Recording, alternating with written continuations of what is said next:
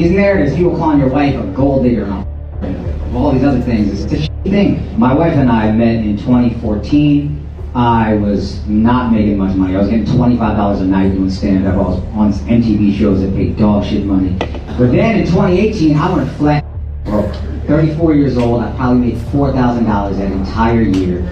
And we couldn't even afford the living room we lived in New York City. Bro, the issue isn't that your girl is a gold digger. That's a part of it. The bigger issue is that she's a slur. And the biggest issue is that not only is she a slur, but you lectured some niggas on this 3 years ago trying to tell us how modern women move. Myron Gaines completely roasts Akash Singh and his ran-through wife for making complete fools of themselves, as Akash Singh held his wife up on a pedestal as a virgin only for her to openly admit to everyone on social media that she lied. And now after Akash Singh attacked Myron Gaines on his show, Myron Gaines is torching this ultra simp as he tries to cope so badly for marrying a used up liar. Let's jump in. I'm telling you guys, all my ops are getting cooked this year, bro. All right, so this is Akash super coping now that his girl's exposed for being yo, and I go, look, bro's in full damage control now. This is what you get for lecturing me and Fresh on dating and black women 3 years ago with Andrew Schultz. Anus and Reach are next. Anyone that crossed me is going to get cooked all 2026. Frank Castle never forgets. Talking about, again, I don't think these narratives, people calling your wife a gold digger and all these other things, it's a shitty thing. He said, oh, it's a shitty thing. So I'm going to tell one story that I had never even told her. Honestly, she has no idea this story. My wife and I met in 2014.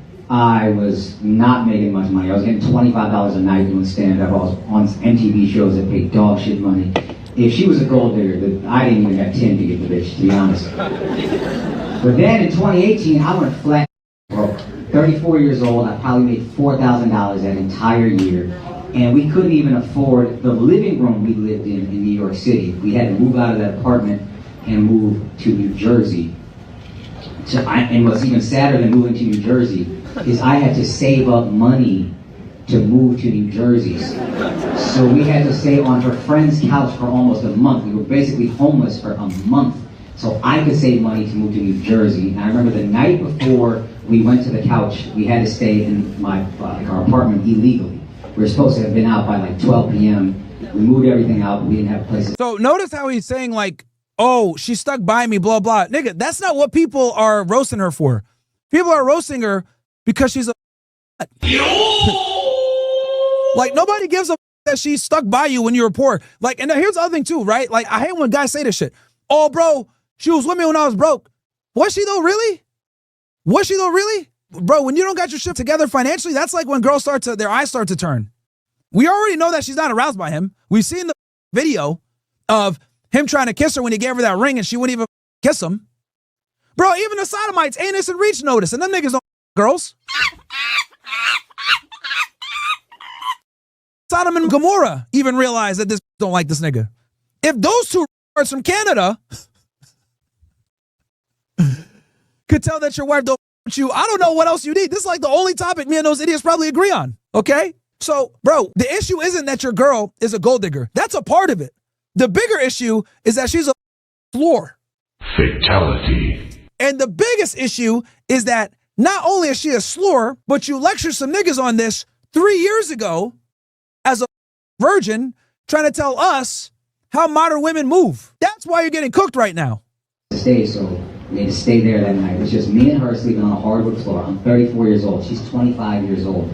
I'm looking at this girl like, man. Hey, yo, let's just keep it 1,000, bro. Let's keep it all the way 1,000. He's over here saying, oh, we're broke.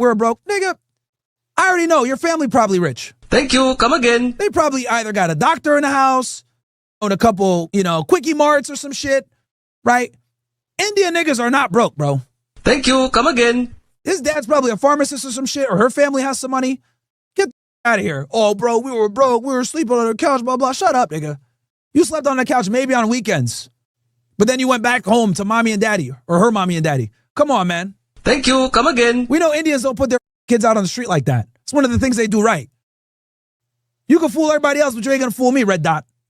You could go be with an Indian who's a doctor. Oh, another telltale sign? They're from New Jersey. Bro, New Jersey is one of the richest states in America, by the way. New Jersey and Connecticut constantly fight for richest state in the United States like every year.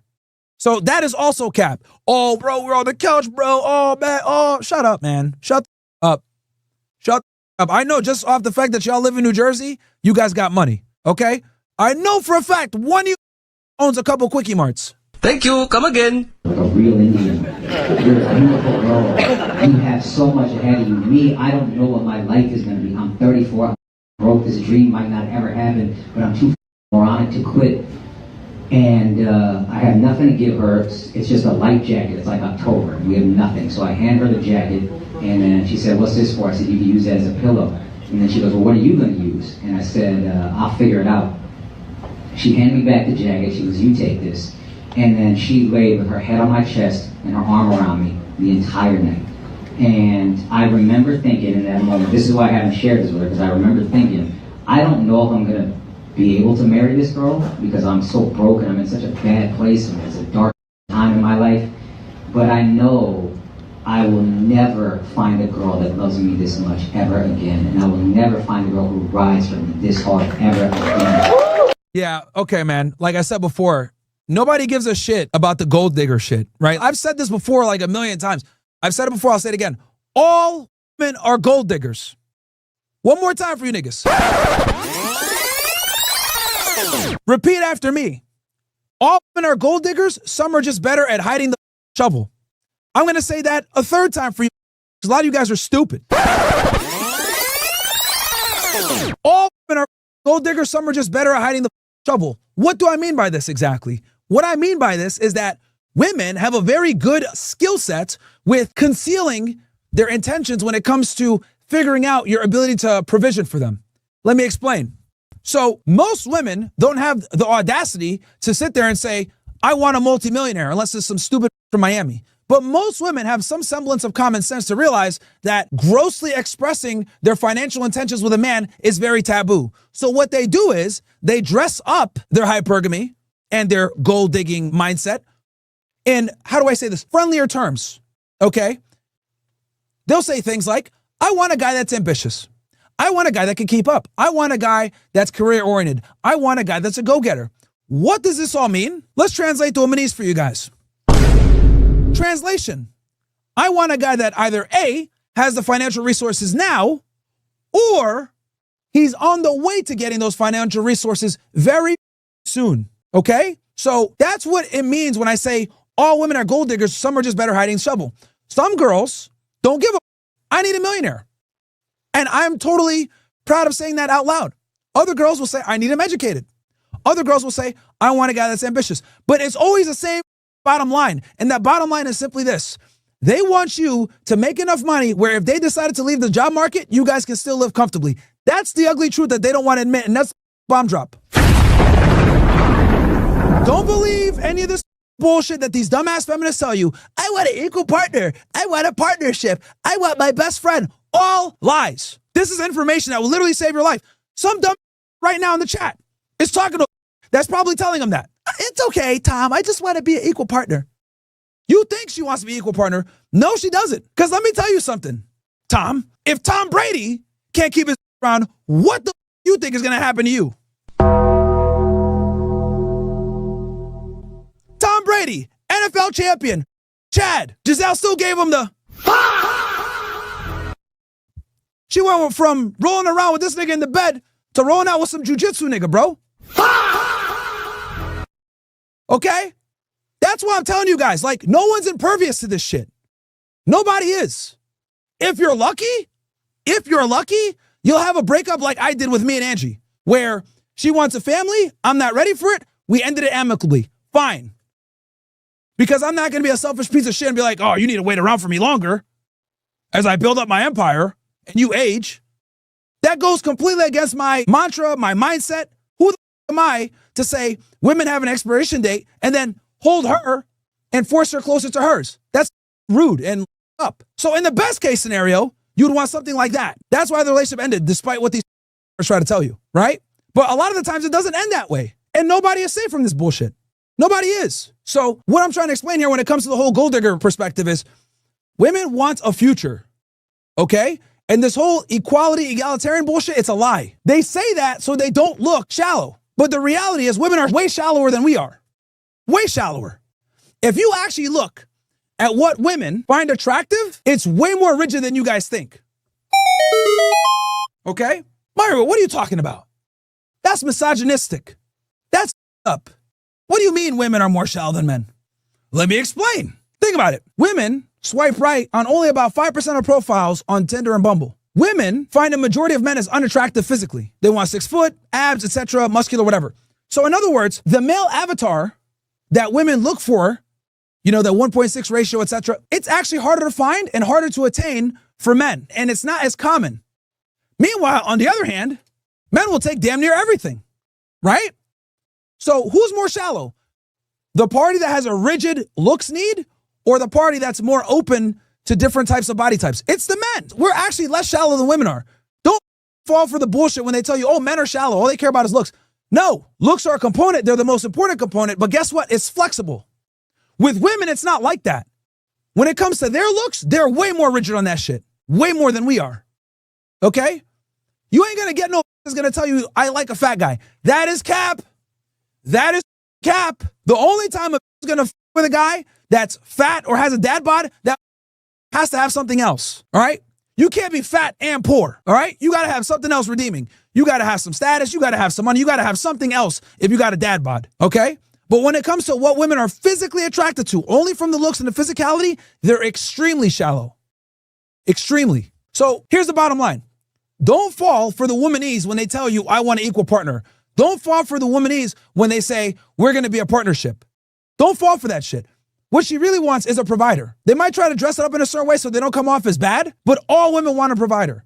Even the most strongest of career women still want a provider. So if she makes $100,000 per year, you better make 150. That is roughly the amount that they want. They want about 50% more. They want the guy to make 50% more than they do. That's just female hypergamy, guys. No matter how secure she already is, she still yearns for a man that could provide more security than her. That's the ugly side of female nature that they don't want to tell you about and that society, for some odd reason, always omits. It's crazy to me how, like, when I talk about this, people still fight me on this. What do you mean? What kind of women are you around? That's really shallow. That's really misogynistic. You know, it's like I'm talking to these, they think it's Chinese. So, whatever. Yeah, all of these liberals, these people on the left, they just want to deny basic human behavior. They want to deny how men work. They don't want to deny how women work. Like, they don't want to take reality as it comes. They still want to pretend that they live in a fantasy land to where the rules don't apply and they can just make up whatever they want as they go along. And even though the first part, when he was talking about how much money he made, yeah, that was besides the point. But I just want to point out one gaping hole in Akash Singh's story. He said he made $4,000 a year in 1 year in New York City. How did he eat? How did he live? 4,000, that gets you what? Like a month's rent? And not only that, if you only made 4,000 a year and all you're doing is stand up, he's literally not doing anything else. Like, where's his real job? Because that's how people get into this. They have a real job and then they go off at night to the club or they start their side business or they do it that way. But it's like, what? Are you just sitting around not doing anything? Just trying to like write up some jokes, pretending you're actually doing something and then making $25 a night. You don't have a job. Like, you're not going to work. You're not doing anything else. How did you live? How did you pay your bills? How did you eat? Where did you stay? Like, 4,000 a year in New York City implies so many other questions at exactly the same time. I questioned the story itself. Basically, who supported you? Because you didn't do it on your own on $4,000 a year in New York City. There's no way. So that story in and of itself has gaping giant holes that need to be answered, because otherwise it's just BS. Like, he's just making it up. You know, the same way that his wife made up the fact that she was a virgin. And now she's just outing herself all over online. I mean, like, it's sad to see this happen to guys. But at the same time, this guy attacked Myron Gaines so bad, holding her up, and now he's just getting roasted, but he still wants to cope and pretend all this isn't real. Folks, like, reality is reality. Stop listening to these influencers on the left, these progressive, these liberals, all of them. They're all liars. They're all just denying anything that's absolutely true. And what's, the worst part is They're burning themselves up for it. They're ruining their own lives, believing their own BS. But, I mean, makes for great content. But let me know in the comments what you thought about what Myron Gaines had to say roasting Akash Singh and his ran-through wife in this clip. Thanks again. Like and subscribe. Take care. And I'll see you on the next one.